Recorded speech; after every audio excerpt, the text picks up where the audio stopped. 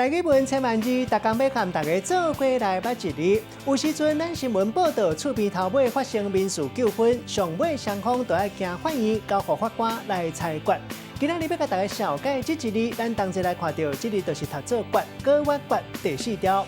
古早大字字典解说决，本来是形容水咧行的行，另外嘛有决定的意思，咱讲是决志决断。若是坚决要来进行，咱讲是决行。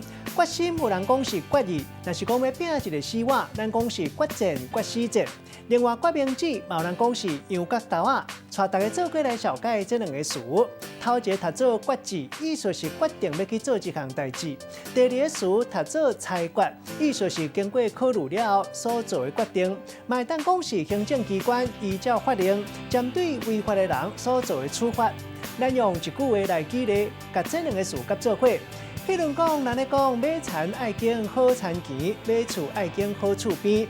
这2个楼顶楼骹的厝边关系本来就无好，因为漏水的问题，谁爱出钱处理超袂好势，决志要行法院，由法官来裁决到底谁爱负责。今仔日小解这一字读做决，提供予观众朋友来参考。